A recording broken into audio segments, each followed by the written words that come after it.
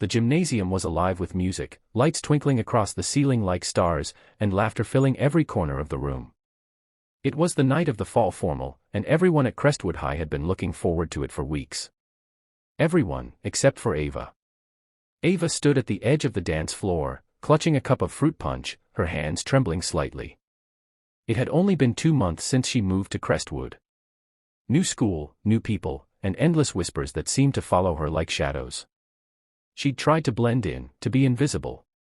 But no matter how quiet she was, the popular girls, especially Lexi and her crew, seemed to notice her anyway. She had spent hours sewing her dress with her aunt, who raised her after her parents passed in a car accident 3 years ago. It wasn't designer. It wasn't flashy. But it was hers. Deep sapphire blue, flowing with each step, stitched with care and hope.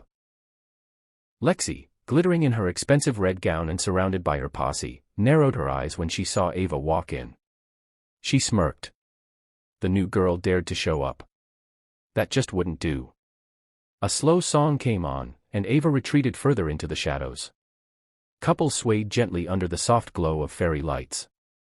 Suddenly, she felt a sharp tug from behind. She turned, startled, and heard the unmistakable sound of fabric tearing. Everyone turned. Lexi stood behind Ava, a twisted grin on her face, holding a torn piece of the blue dress in her manicured hand. "Oh no," she said mockingly, loud enough for everyone to hear. "Looks like someone got their gown off the clearance rack."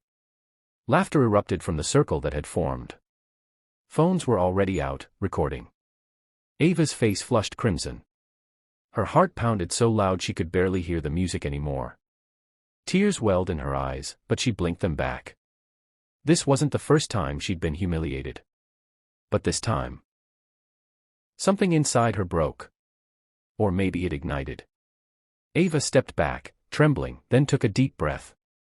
She spotted a broom propped near the gym doors, left over from the janitor who had cleaned up before the dance. Without thinking, she grabbed it. The crowd quieted, unsure of what was happening. Then Ava stepped forward, slowly, and began to twirl. At first, it looked like she was just dancing. The way she moved was graceful, fluid, like water given shape. But the intensity in her eyes, the fire in her motion, it pulled everyone in. She spun faster. And faster. The broom in her hands turned into an extension of her body, slicing the air with precision and power. Ava had taken martial arts before she moved here. 4 years. Her aunt taught her, as a way to deal with trauma, with grief, with fear. She had never shown anyone. Until now. A piece of her dress flew free, caught in the momentum, revealing bruises, not fresh ones, but old, healed ones. Her story wasn't just of grief, but survival. Lexi stepped back, her confident smirk gone. Her laughter silenced. Ava stopped spinning and faced the crowd. Her chest heaved from the effort. "You don't get to tear people down and laugh like it doesn't matter," she said, voice shaking but clear. "You don't get to humiliate others just because you're hurting too." The silence was deafening. Then someone clapped. One person. Then another. Soon, the entire gym echoed with applause. The phones stopped recording. The judgment faded. The tide had turned. Lexi scoffed, rolling her eyes and trying to play it off, but as she stormed off, she slipped on the punch someone had dropped in the chaos and landed hard, twisting her ankle. One of her friends rushed to help her, only to fall as well. Both ended up needing to be taken to the hospital, much to their embarrassment. It was poetic, almost. But Ava didn't smile at their misfortune. Instead, she turned away and sat alone on the bleachers, pulling the loose part of her dress around her legs. Moments later, a boy named Jonah approached her. He was quiet, kind, someone else who didn't quite fit in. "That was incredible," he said, offering her his jacket. Ava looked up, surprised. She accepted it with a grateful smile. They sat together in silence for a while, the music playing softly again. Slowly, others began to come over.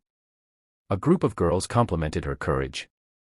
A teacher handed her a safety pin to hold the dress together. For the first time since she arrived at Crestwood, Ava didn't feel invisible. The story of the fall formal spread like wildfire, but not the way Lexi had intended. Ava's strength, her resilience, became the real headline. The video that had once been meant to humiliate her became a viral clip of empowerment. She wasn't just the new girl anymore.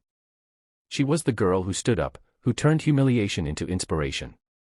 Over the next few months, Ava started a self-defense club at school. More students joined than she ever imagined, even some who had once laughed at her. Even Lexi, now recovering, came by one afternoon. She didn't say much, just watched quietly, then left. But Ava saw the look in her eyes, shame, maybe even regret. People can change. And Ava believed in that. By spring, Ava had not only healed the tear in her dress, but also the tear in her heart, the one left by grief, by isolation, and by cruelty. She had found her place, not by shrinking, not by hiding, but by standing tall, spinning with purpose, and facing the world head-on. The message was clear: your scars don't define you. Your strength does.